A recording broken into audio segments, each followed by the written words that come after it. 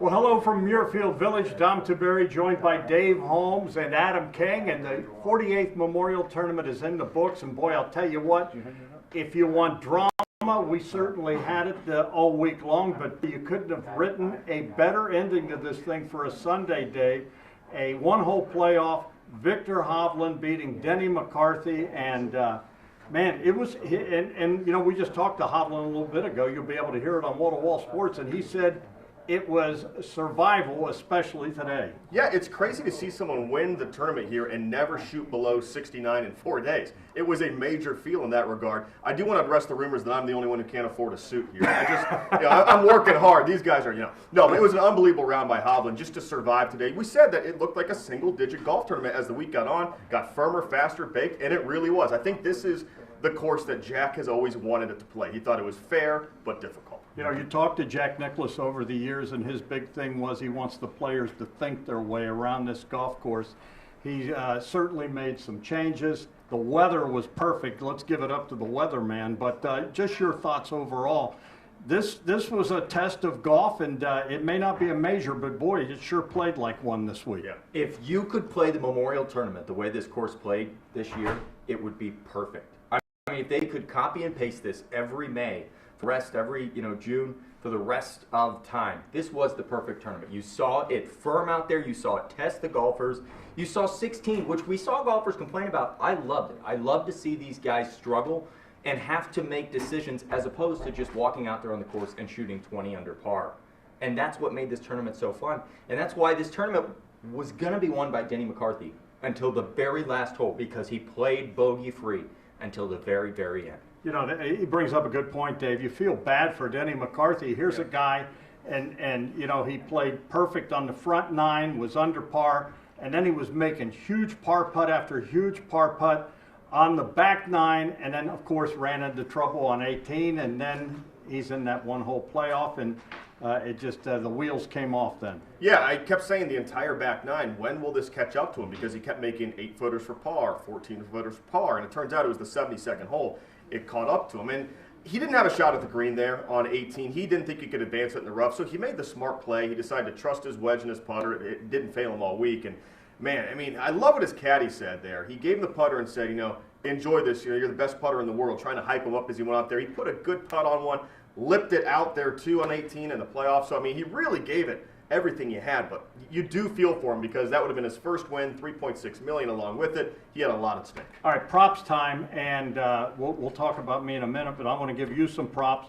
You picked Scotty Scheffler to win it. He was right there. Is he saying tonight, one shot back, is he saying, man, I was right there? Yeah, he was the best player on Saturday and Sunday. He just did not play well Thursday, Friday, struggled to even get inside the cut line. So he was the best guy on the weekend, but you got to do it over 4 days. You know, Adam, I'm going to give you props. You picked Victor Hovland. You pick him every week. You love the guy. I've only picked him 3 times. A broken clock is right twice a day, Dom. And he is. You know, you're going to hear the interview he did with us coming up tonight on Wall-to-Wall Sports. What a wonderful young man, a great kid, very polite. But and you said the reason you started picking him is just the way he treats the fans and just a happy kid. Well, he's got a lot to be happy about. 3.6 mil, as Dave said, he just won. But this is a tournament that we have seen guys win and then go on and win a major. If you can win here, you can win anywhere.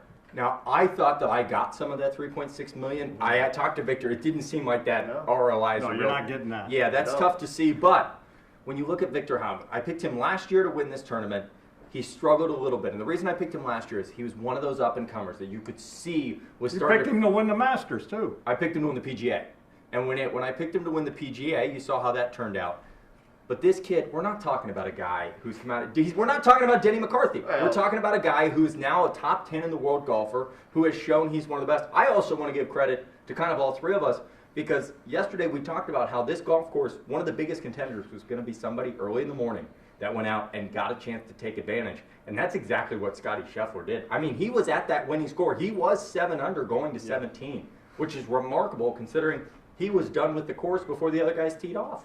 You know, last couple things, Dave. You look at this golf course, and in my opinion, this is the hardest it's ever played. Yeah. Jack had said coming in, probably the best, strongest field they've ever had. It is not a major, but this really played like a major, maybe even tougher than some majors. Yeah, I think if you take the fairways in about 8 yards on each side, you have a U.S. Open. That was really the difference. It's a little more forgiving off the tee than a U.S. Open.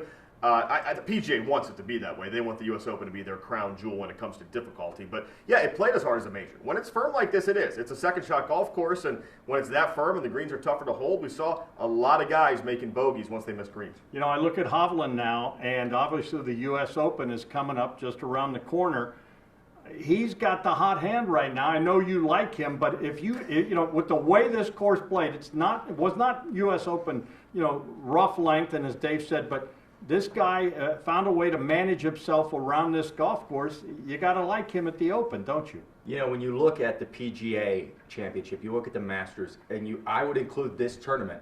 There's one thing in common you see at the leaderboard at the end of the tournament. It's guys hanging around. Scotty Scheffler found a way to hang around and finally put it all together. Even John Rahm, he didn't have the tournament he wanted. He started to figure it out there down the stretch. Rory hung around.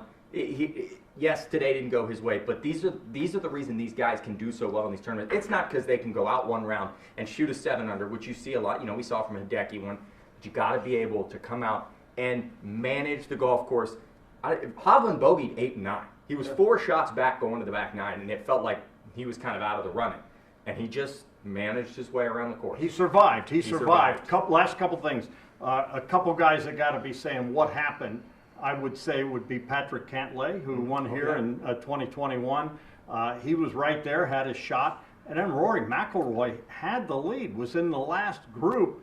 And I mean, you talk about the wheels coming off. Now, he had said earlier this week that he felt like his game was coming back around. He is going to leave here, I think, wondering what in the heck happened. Yeah, I think he's the biggest disappointment of the day, and he's probably the most frustrated guy besides Denny McCarthy walking off the course. I think what's interesting for the guys who were there, the 3 and the 4 and the 5 unders going into today, they probably thought they had to shoot 65, and it turns out they needed to shoot 68. I mean, it was there for the taking, but as we saw, 68 was a hard number to get to today. It really was going to take 70 to win it. Victor Hovland did just what he had to do. If you would have told me a month ago that the winner of this tournament, first of all, that we would have a complete week of dry weather, if you would have told me the winning score here would be 7 under in a 1-hole playoff, I would have said you're absolutely crazy. But I'll tell you, I've said it all week. Jack got some revenge for his golf course this week, and it was pure drama here on Sunday. Now, don't forget, we're going to have much more on the Memorial Tournament. A complete wrap coming up tonight on Wall to Wall Sports. We'll also be back at 11 o'clock. Thanks for watching. He's Dave. On Wall, I'll be wearing a suit, so tune in for that.